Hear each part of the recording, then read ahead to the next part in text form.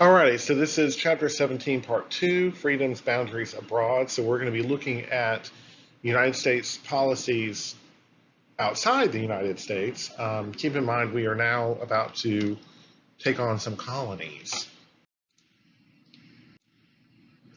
So something to kind of look at what's going on within the world. This is the period of the rise of new imperialism. And so European countries are beginning to look at places like Africa, Asia, for colonies. And what they're looking for are raw materials. And really, it becomes kind of a status thing for some of these countries when they start thinking about colonies. Every major industrialized country has a colony. Kaiser Wilhelm, who is the leader of Germany, calls colonies, a place in the sun. And he's looking out and he's saying, you know what, Germany really needs some colonies. We really need this. In Belgium, you have King Leopold, who comes to power and says, you know what, Germany, France, Italy, Spain, Britain, they all have colonies and I don't. So I need to have a colony. And so he ends up getting the Congo. In 1884, 1885, you have what they call the Berlin Conference. And essentially what they're doing is the European governments that are acquiring territory in Africa have a meeting in Berlin where they basically carve out Africa between all of them. And so this picture on the right is kind of a humorous poke at that they are, the Russians, the British, and the Germans are having a bag and they're just taking different countries at will. It is kind of, unfortunately, how it kind of goes. But remember, we talked about social Darwinism and the idea that the white Anglo-Saxon was the height of the racial hierarchy. And so Rudyard Kipling writes a poem right about the time the United States is about to take over the Philippines. And the poem talks about the white man's burden.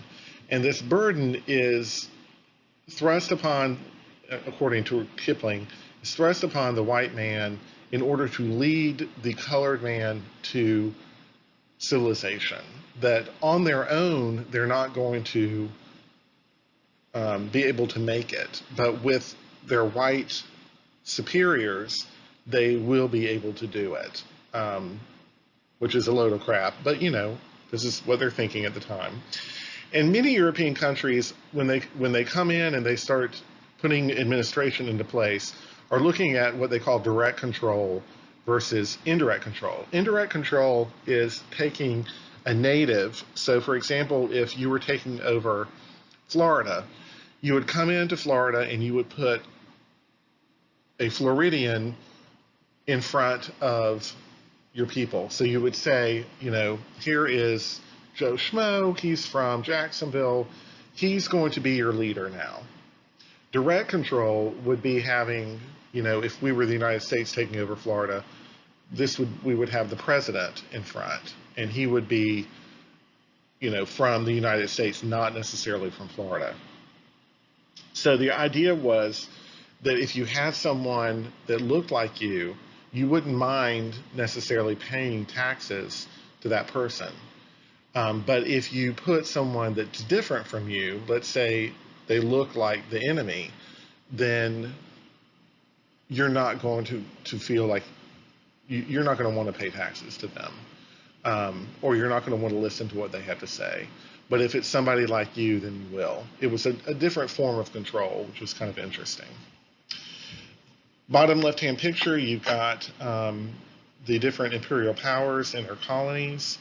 You can see Africa is all carved up, and Asia as well. I mean, obviously China's not, but portions of it are. This is an interesting kind of ad, the White Man's Burden Peer soap that you can kind of wash away the darkness of your skin by using soap. The first step towards lightening is through teaching the virtues of cleanliness. So the idea that race is not stagnant, it can change. Interesting concept. Alrighty, the foundational document for American foreign policy and really the beginning of American imperialism is the Monroe Doctrine. This is dictated or given by James Monroe in his State of the Union address in 1823. And basically what it says is that any attempts by European nations to take control of an independent state in North or South America would be viewed as a manifestation of an unfriendly disposition towards the United States. So you come in and you take over a country, we're going to have a problem with that. At the same time, the doctrine states that the United States will not interfere with any existing colony or internal concerns of European countries. So we'll stay out of your stuff if you stay out of ours. Makes sense, right? So we have two annexations. 1867, you have the annexation of Alaska from Russia. And then 1898, you have the annexation of Hawaii. Basically, Alaska was purchased. The Russians were trying to sell off the territory, but they didn't want to give it to Great Britain. And so they wanted to give it to a power that would act as a buffer. Because obviously Alaska is right across the Bering Straits, and Russia and Britain were not getting along very well, and so they decided to sell it to the United States. The United States pays $7.2 million, which is roughly about 2 cents per acre for Alaska. It's a pretty good deal. The annexation of Hawaii takes place in a little bit more complicated sense. The Kingdom of Hawaii existed from 1795 to 1893. And towards the end of the 1890s, you have a number of Americans that move to Hawaii and open up sugar plantations. And so they essentially, in a roundabout way, overthrow the Queen Lil or Queen Lulukalani of Hawaii and install a government run by the sugar barons. And they basically come to Washington and say, listen, we're ready for you to annex Hawaii. Just say the word and we'll do it.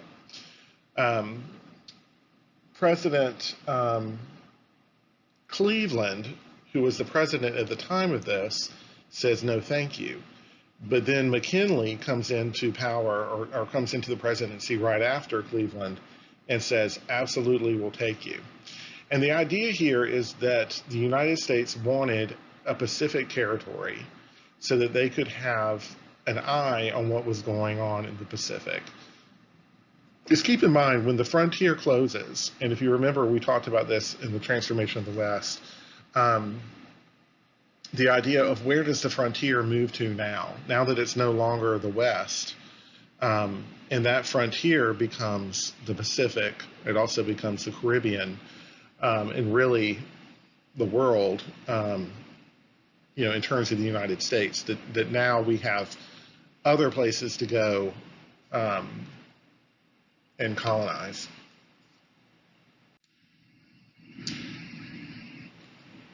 A couple of interesting cartoons. The picture on the left is Queen Lil trying to hawk her crown for money. The humorous thing about this, which is not really humorous, is that Hawaii used to be called the Sandwich Islands because of the Duke of Sandwich. So that's why it's supposed to be funny in that line. I don't get it, but whatever. The other picture is a portrait of Hawaii and Japanese ambition. It's interesting to note that we're in 1890s and we're already starting to talk about the Japanese. The Japanese are known for being very imperialistic. They're thinking about colonizing and moving out, because the Japanese have the same idea about the Pacific that the United States has, and that is that they will become the major power, or the central power within the Pacific. And so, if you think about this, this is almost foreshadowing World War II, in the fact that at some point the United States and Japan are going to come head to head about who's in control over the Pacific. So, imperialism. As I said before, this is the end of the frontier. So now what do? Well, we start looking. And we have these drivers for expansion, international trade and raw materials. Most European countries are looking for raw materials. The United States is looking for both. Trade is incredibly important. Puerto Rico, Guam, Hawaii, and the Philippines all offer new markets and raw materials available to the United States, and that's what makes them so attractive. This lure of empire, what's driving the quote-unquote American empire? Missionaries look at it as potential for spreading the gospel and Christianizing, all of these different people that are out there in Asia and in the Pacific.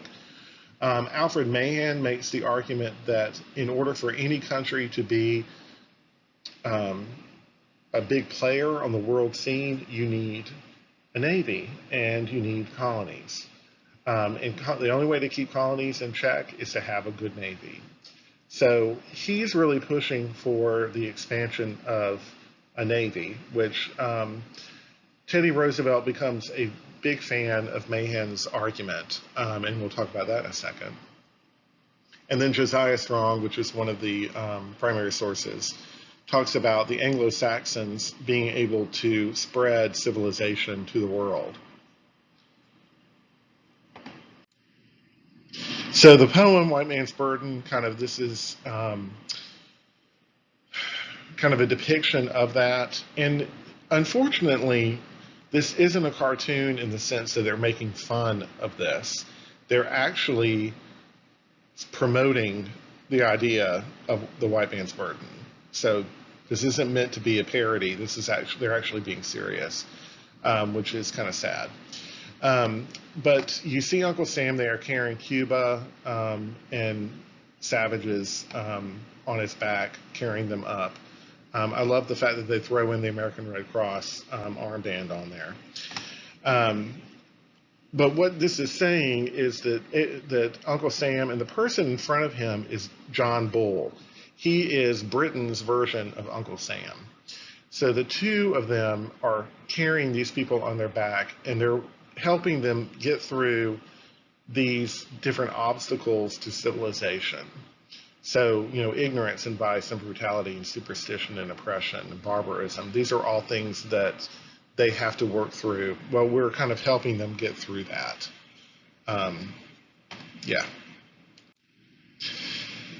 So the first place we'll talk about is Cuba. And Cuba remained, in the 1890s, one of Spain's last remaining colonies.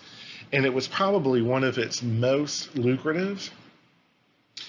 But there is a independence movement that exists for a long time. But you have Jose Marti, who's called the father of Cuban independence, comes to the helm of the movement, and he starts to advocate for Cuba's independence from Spain. And so he travels throughout the world, but he comes to Florida, he comes to Key West, which had a heavy Cuban population, and Tampa, of course, with Ybor City, where there were a lot of Cubans. But he travels to New York and many other places, trying to drum up support for the Cuban independence movement, and he is very successful. James Blaine, who is a American congressman, argues that Central and South America will ultimately become part of an American empire. So the independence movement for Cuba kind of coincides with America's desire for an empire. So Marti comes, he actually lands in Dominican Republic and drafts a document called the um, Manifesto of Montecristi, and it basically outlines a number of things. One, the war for independence would be fought by black and white alike, because as Cuba is developing as a colony, Spain is bringing in slaves, and so you have a blending of the native Cubans with African slaves and Spanish mixed in too. So it's a very interesting dynamic in terms of racially. Participation from blacks was crucial for victory. Spaniards did not object to the war for independence. Spaniards who did not object to the war for independence would be spared. Private rural properties would not be damaged because this is, again, Cuba's main crop is sugar and rum. Rum comes from sugar. And Martí also says in this document that revolution will bring new economic life to the island. And so once he lands in Cuba, he lands as a freedom fighter. And so the war for independence begins. And Spain deals with this very harshly, and they create concentration camps where they house the rebels. And these are known for their lack of supplies. There are a lot of disease, there are a lot of deaths. And so you have journalists who begin to report about these atrocities. And you think, oh, wow, that's nice that they would do that. Actually, they're not doing it for that reason. They're doing it because they're trying to get the United States to take over Cuba. So they're buying into this idea of an American empire. William Randolph Hearst and Joseph Pulitzer are two of the worst. And what they're doing is they're calling it yellow journalism, which is trying to encourage the United States to get involved in the Cuban War for Independence. And so this cartoon at the bottom is making fun of Pulitzer on the left and Hearst on the right, saying that they're trying to spell out war for the United States. In 1898, the United States sends a warship, a battleship, the USS Maine, down into Havana, to the harbor, and it's supposed to be there to protect "quote unquote" American interests. In February of 1898. The Maine explodes, killing everybody on board. And so at this point, the United States gives an ultimatum.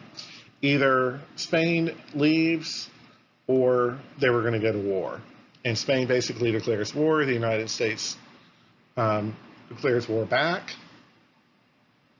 And the Spanish-American War is on.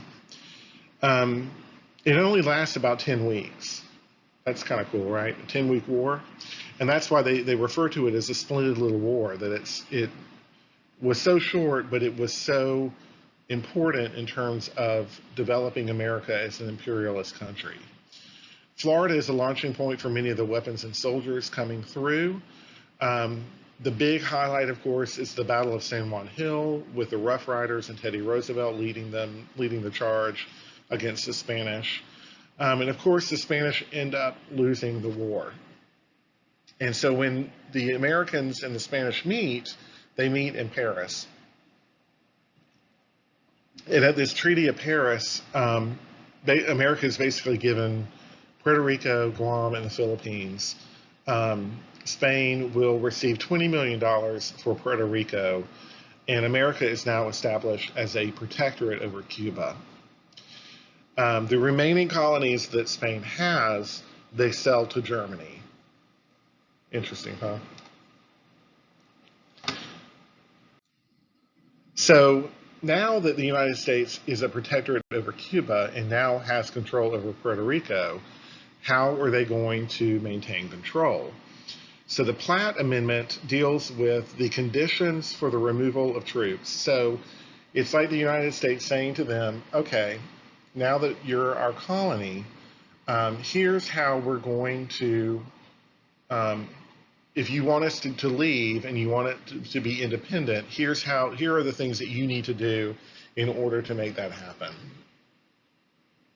And there are a number of different conditions, but I'm just going to kind of sum them up quickly.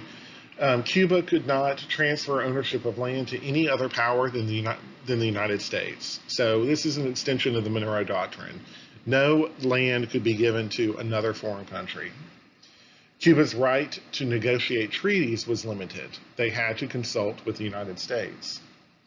The rights for a naval base were ceded to the United States. So this is the future Guantanamo Bay. U.S. intervention in Cuba for the preservation of Cuban independence was allowed. So that meant that if they had a homegrown revolution, i.e. another independence movement, that the United States could intervene militarily and squash the rebellion. And Cuba must not build up an excessive public debt. So that meant you're not spending a lot of money in terms of developing an infrastructure. And why would that be a benefit to the United States? Well, it means that the United States is the one who basically is building the infrastructure, and it's keeping Cuba rural and not developing into an urban culture. So essentially, we want your sugar, is what they're saying. And we want your rum. We want your goods that you're producing. And we don't really want to pay for it. In terms of Puerto Rico, the Four Acre Act of 1900 is also known as the Organic Act of 1900. But it allocates a new government to Puerto Rico. They have a governor and an executive council appointed by the president of the United States. Notice the governor is not elected by the people of Puerto Rico. The House of Representatives will have 35 elected members. The judicial system will have a Supreme Court as well as a court system. And you'll also have a non-voting resident commissioner in Congress. That basically means you will have a representative in Congress representing Puerto Rico, but they cannot vote on any policy.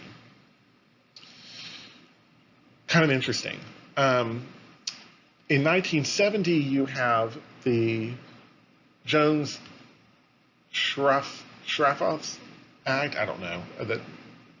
You have this act in 1917, in other words, that supersedes the Four Acre Act.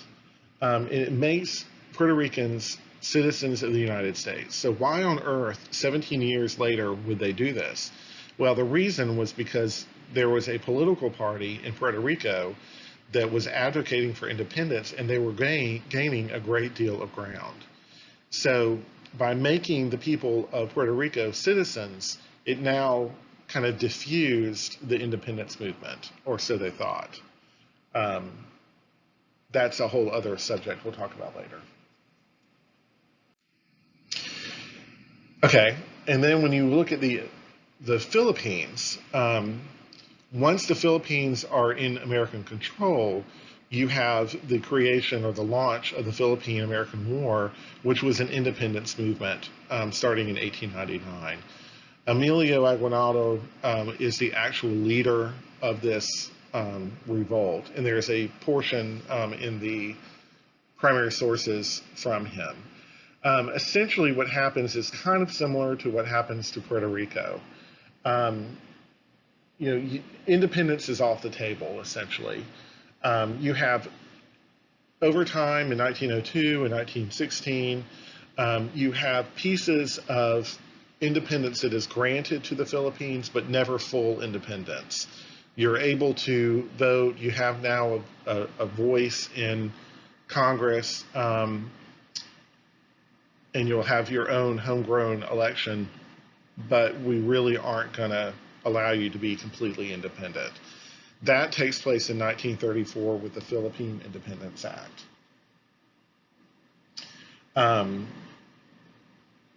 that's, let's see. Yeah. So you have in 1934, you have the creation of the Commonwealth of Philippines, which is formed. And then ultimately, at the end of World War II, the Philippines gain their independence. So, yeah, we'll just keep going. What's interesting that happens in terms of the Supreme Court is that in 1901, there's a series of cases called the insular cases. And insular refers to the fact that they are island nations. So we're talking about Philippines, we're talking about Cuba, we're talking about Puerto Rico and Guam. The main issue is how American constitutional rights apply to those in the American territories. And basically, the Supreme Court rules that full constitutional rights do not apply to those in the territories. If you are an incorporated territory, which means you are on the road to statehood, so in that case, it would be Hawaii and Alaska, then you would be given rights, you would gain rights. If you were an unincorporated territory, you have a partial application of constitutional rights. So unincorporated would be Puerto Rico, Guam, and the Philippines. Cuba is still a protectorate. So, the quote here is that the Constitution does not always follow the flag. And it's interesting that there is this kind of dichotomy that is created by the Supreme Court, that some territories get included and some territories do not. So interesting image here. Puck magazine, Puck with a P, was a magazine, a popular magazine back in the day, but it was very feisty in terms of their views. As you can see, this is basically the classroom for civilization, if you will. You got Uncle Sam as a teacher. You got in the classroom, you've got the Philippines, Hawaii, Puerto Rico, and Cuba that are learning how to be civilized. And in the back, you've got the good students who are all the United States. You will notice that Alaska is included in there, and that is a child of color. Back by the back door, you've got an American Indian, and then at the door on the outside is a Chinese student. So they're not even allowed in the classroom. And so you'll notice also there's an African American child cleaning the windows. So this says a lot about what's happening in American civilization or American society at this point in time, that there is this idea that race means that you are not capable of being civilized, or you're not on the same equal footing as the white man. And unfortunately, this is a belief that still haunts us today, but for the most part, during Jim Crow, this is a argument that not just Southerners are putting forward, but Northerners as well. So Jim Crow was not about just the South reacting to African Americans, it was also the North. We tend to think of the South as being the most racist part of the country, and we can make that argument day in and day out, but you also have to acknowledge the fact that the South is not alone. The North is an accomplice in all of this as well, and even in the West. But it's an interesting cartoon, and one in which I think says a lot about what's happening within American society at this point in time.